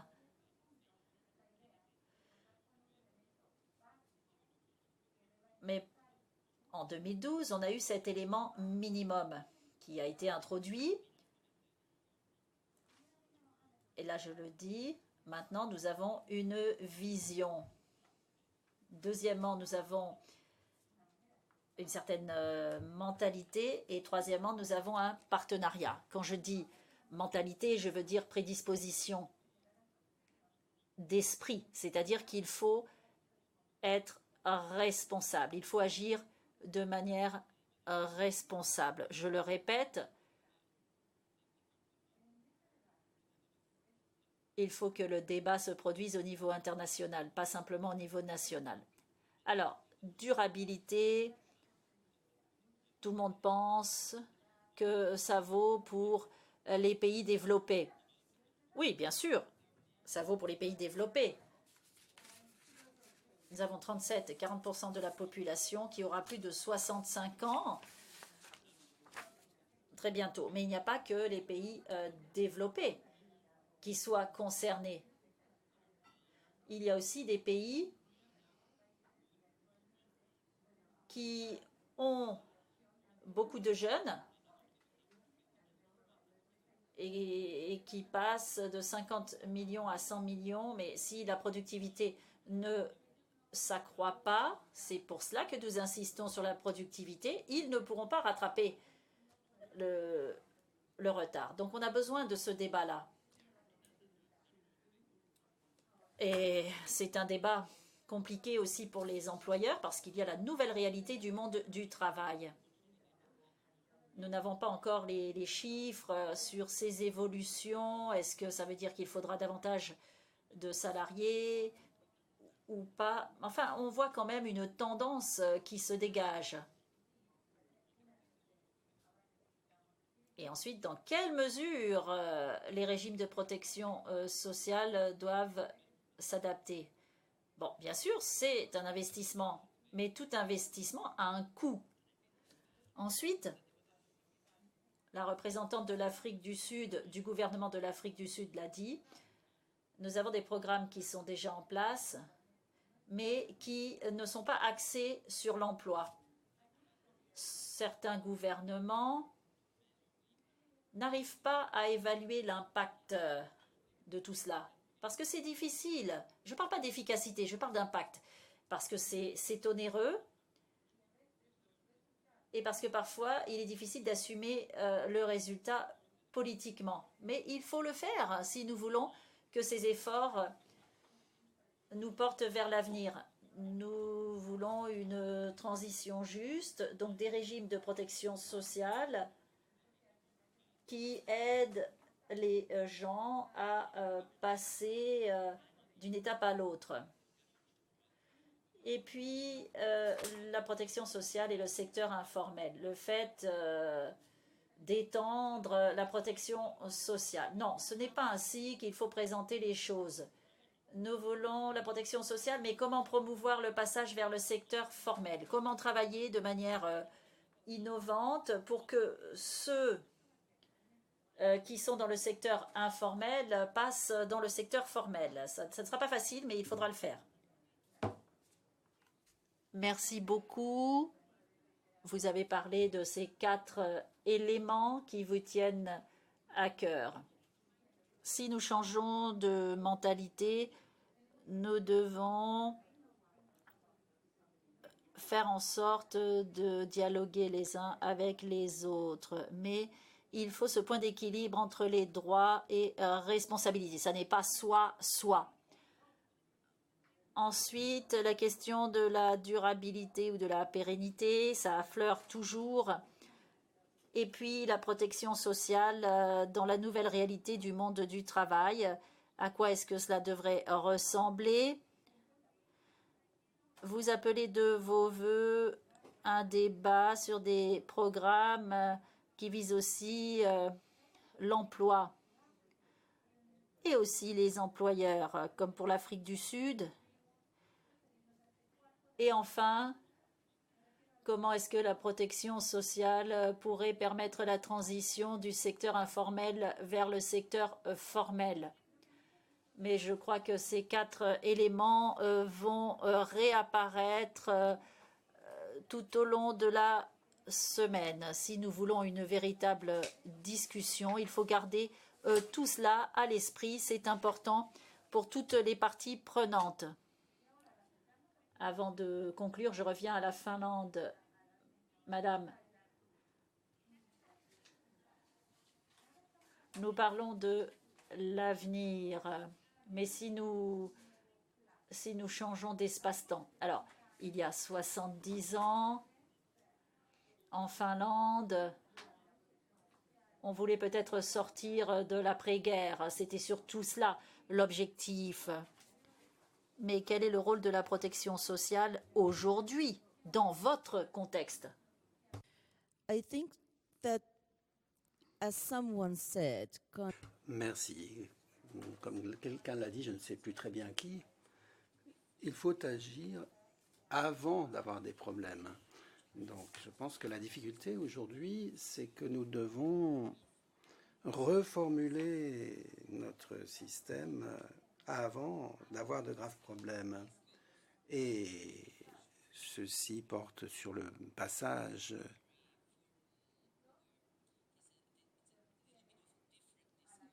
enfin, c'est un débat un peu différent de celui sur le secteur formel et le secteur informel et le fait que des gens sont vus comme travailleurs par le droit ou comme des entrepreneurs, ou ensuite passent dans la zone grise où ils sont entre les deux. L'économie de plateforme, les emplois de plateforme, c'est ce genre de questions qui se posent et que nous essayons maintenant d'analyser. Nous demandons comment appliquer les systèmes de protection sociale pour que les gens soient protégés, même lorsqu'ils ne sont pas considérés comme des travailleurs ou comme des entrepreneurs par la législation. Et le problème du système de sécurité sociale en Finlande,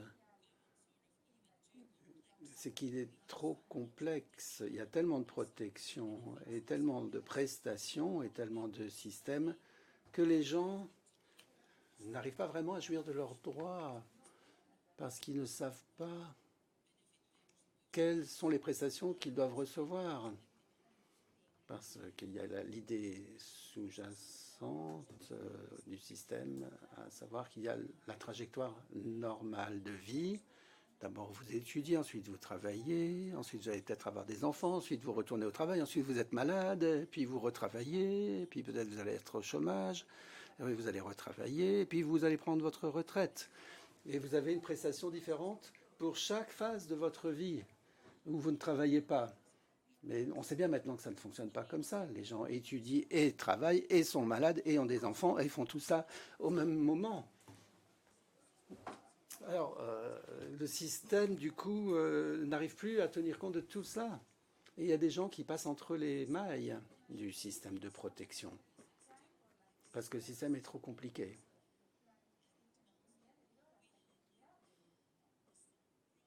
Il y a aussi le problème de relier les services et les prestations.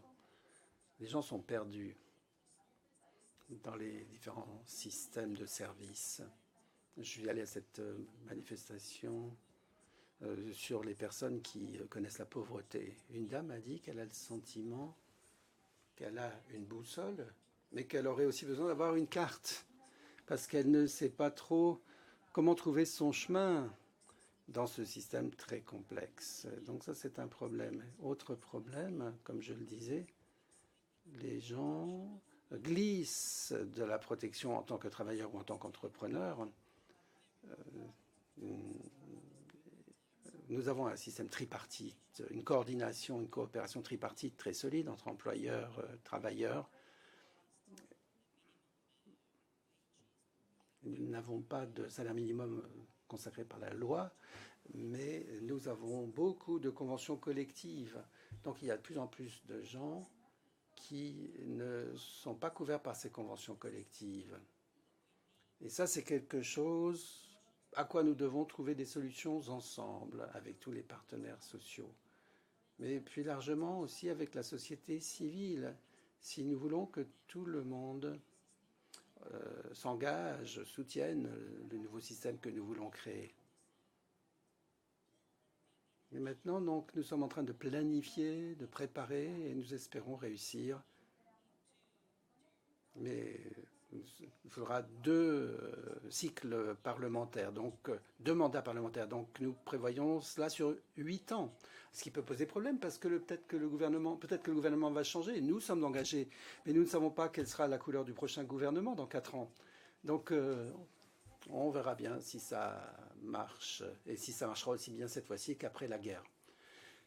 La réalité est assez différente.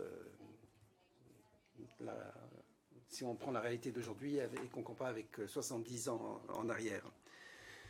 Mais il importe d'entendre ce que vous avez dit. Il faut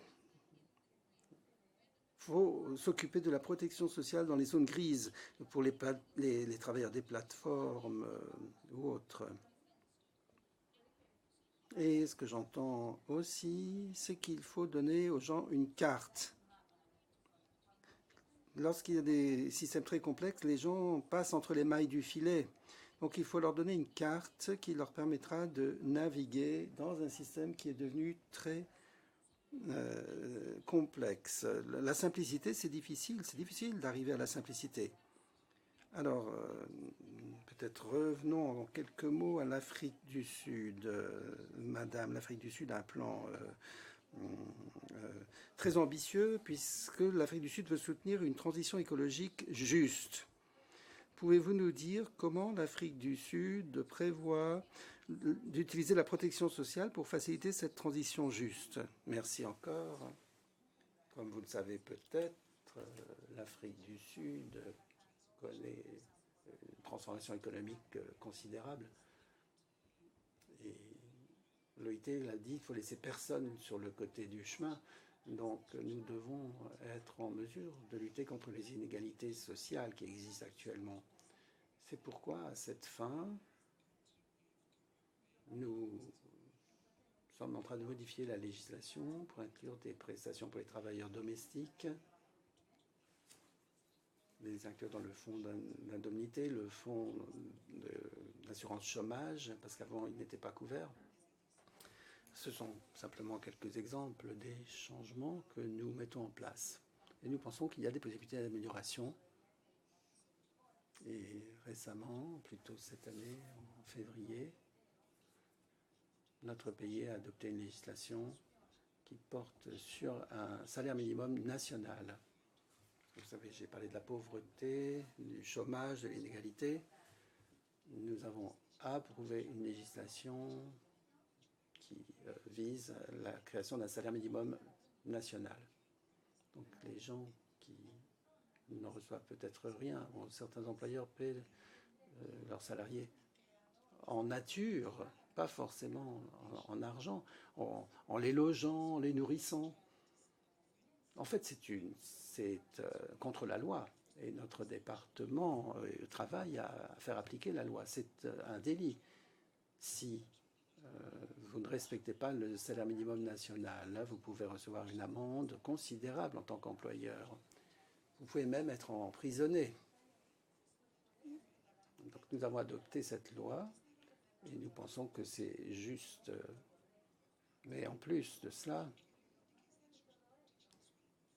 nous estimons que la protection sociale est un élément clé qui doit être utilisé pour assurer la protection à nos travailleurs et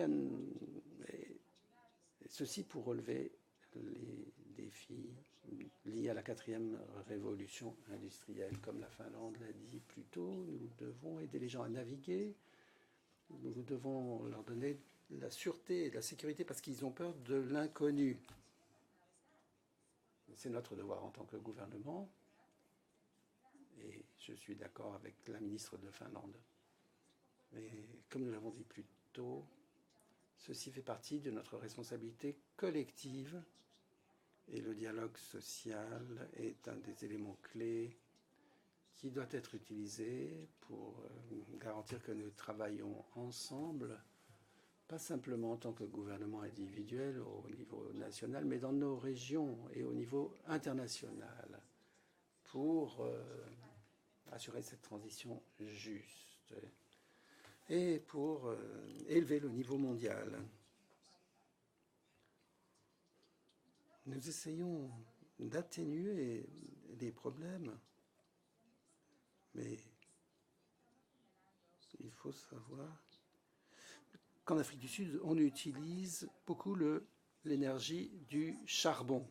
Donc il y a une réflexion en cours pour savoir comment verdir l'énergie.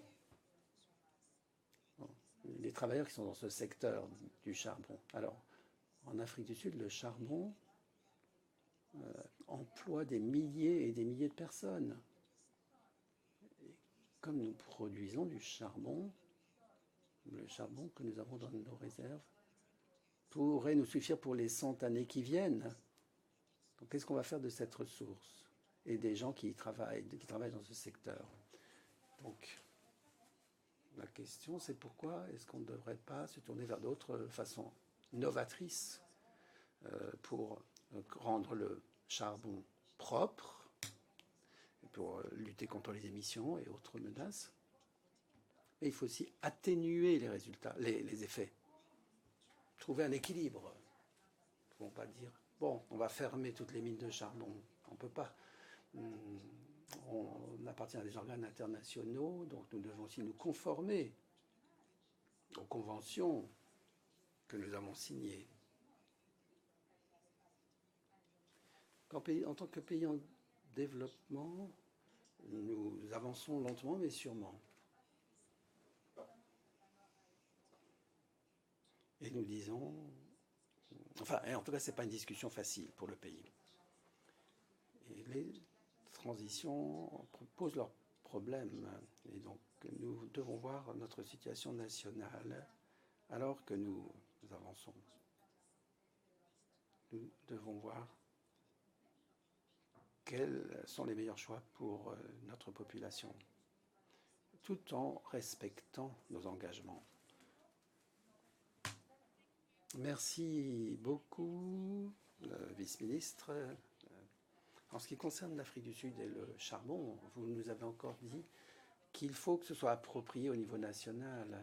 Mais ce que vous dites aussi, c'est que lorsqu'il y a une volonté politique, l'évolution vers le respect des normes internationales est une évolution qui va avoir lieu.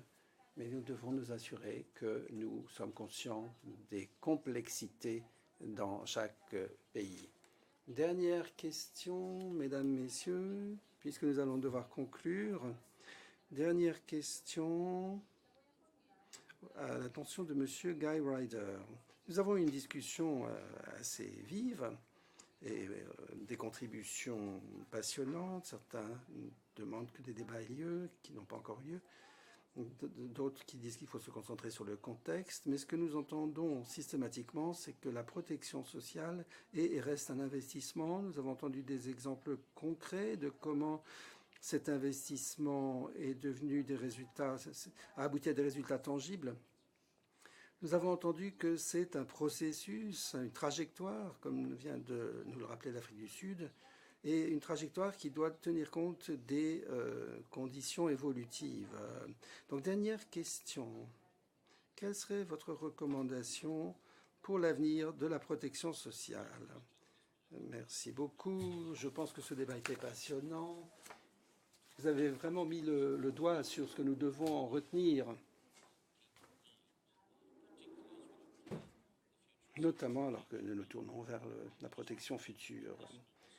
Alors, je me demande ce que serait cette conversation si nous nous réunissions à un moment où le monde du travail ne changeait pas du tout, si d'un seul coup, par magie, le monde du travail était arrêté, si demain il allait être comme il est aujourd'hui. Je crois que nous devons nous encourager mutuellement à maintenir les efforts que nous faisons depuis des décennies pour améliorer la protection sociale. Mais s'il ne s'agissait que ça, ce serait relativement simple. Mais en fait, nous nous réunissons à un moment, et je crois que tout le monde le reconnaît, et c'est le contexte des conversations du centenaire sur l'avenir du travail, nous sommes à un moment de transformation rapide, profonde, et pour ça, nous devons réfléchir à de nouvelles façons d'envisager la protection sociale future. Alors, qu'est-ce qui change? Qu'est-ce qui a créé ce changement? Et la plupart des intervenants ont parlé des méga moteurs du changement. Et d'abord, les nouvelles technologies, tout le monde en parle. Il y a aussi le changement climatique. Qu'est-ce que nous devons faire pour l'atténuer, l'arrêter? Il y a aussi les changements démographiques, vieillissement des sociétés, sociétés jeunes qui coexistent, mondialisation, qui a des effets qu'on ressent plus aujourd'hui peut-être qu'il y a 30 ou 40 ans. Et puis, il faut aussi inclure dans l'équation le changement des préférences sociales. Les gens organisent différemment leur vie professionnelle que dans le passé. Les familles sont organisées différemment que dans le passé. Les gens vivent différemment. Qu'est-ce que cela veut dire pour l'avenir de la protection sociale? Eh bien, ça veut dire que nous allons peut-être faire face à un marché du travail de plus en plus diversifié, différentes formes d'emploi. Et nous devons nous assurer que toutes les formes de travail, quel que soit l'arrangement contractuel, le statut d'emploi, il faut que tous aient accès à la protection sociale. Il faut qu'il y ait les mêmes règles pour tous. Et comme l'a dit la ministre d'Afrique du Sud, les transitions énormes qui ont lieu dans le monde du travail actuellement, y compris pour répondre au changement climatique. Et les gens préfèrent ou on leur demande de suivre ces transitions. Et la protection sociale doit être là. Parfois, on entend l'argument selon lequel la protection sociale, et je mets ça entre guillemets, est trop généreuse. Et on voit ça comme empêchant ou en retardant le changement et l'adaptabilité. Mais je suis d'accord avec vous, il faut une protection sociale efficace, mais c'est aussi un lubrifiant pour le changement que cette protection. Elle contribue aussi au changement, donc elle est plus importante maintenant à un moment de changement qu'à une époque statique. Deuxièmement, les liens entre la protection sociale et d'autres objectifs que nous recherchons dans le monde du travail. Roberto a parlé de ces 4 conversations que nous devons avoir, et je suis d'accord avec vous. Le monde réel est en désordre, et donc il faut avoir ces conversations. Comment veiller que la protection sociale et l'accès à l'emploi, qui sont 2 objectifs légitimes du programme pour le travail décent, soient alignés et qu'il y ait une complémentarité? Ce n'est pas aussi simple que ça en a l'air. Nous voulons tous des systèmes de protection qui aident les gens à entrer sur le marché du travail, à avoir un travail décent. Et il y a des gens qui traitent ce problème, ou ce défi, et qui ont des conclusions très différentes. Vous entendez des gouvernements dans le monde, des membres de l'OIT qui disent nous devons être plus stricts sur la protection sociale pour aider les gens à entrer sur le marché du travail. On entend cela. Et on en entend d'autres qui disent une protection plus efficace, c'est le choix à faire pour aider les gens à s'adapter, à entrer sur le marché du travail. Donc, il y a des discussions qui sont un peu désordonnées. Même chose pour la durabilité. Quelle est la bonne réponse pour assurer la durabilité de nos systèmes de protection sociale? Moi, je prétends que la meilleure recette pour la durabilité, c'est le plein emploi. Si on a l'ODD 8, on a plus de chances de réaliser l'ODD 1.3. Et pourtant, il y a des gens qui disent bon, on n'a pas les moyens de cette protection sociale, on va réduire les prestations. Donc, il y a vraiment des débats. Et j'espère qu'ils vont se poursuivre toute la semaine, des débats désordonnés et difficiles. Mais dernière chose,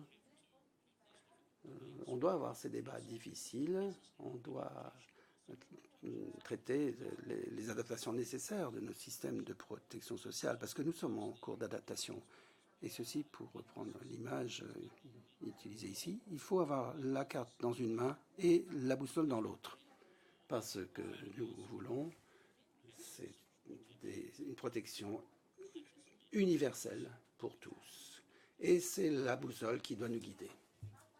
Merci. Mesdames, Messieurs, est-ce que nous pouvons applaudir les membres du panel?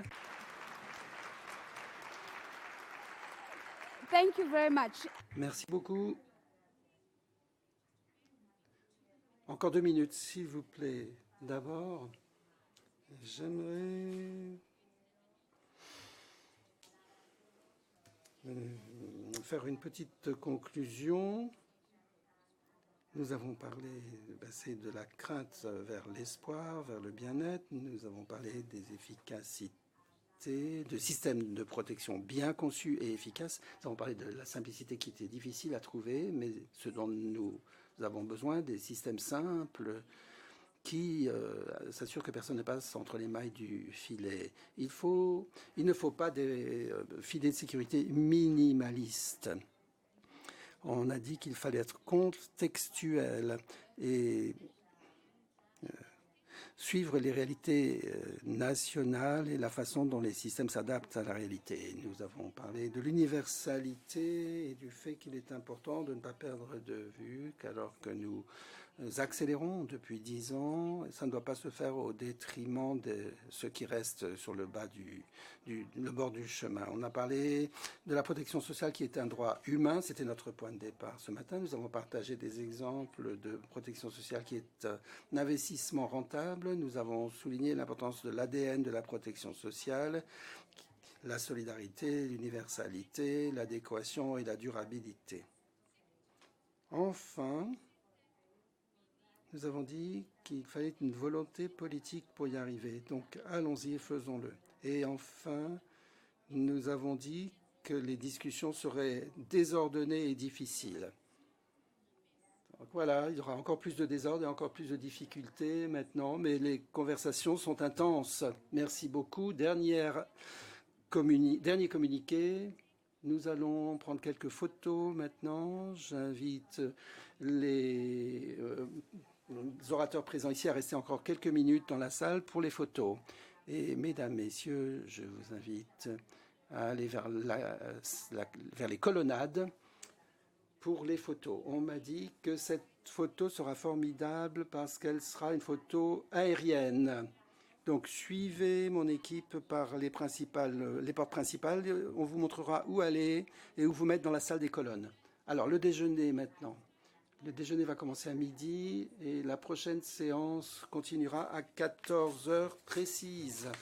Donc soyez ici à 14 heures précises. À tout à l'heure en bas pour la photo.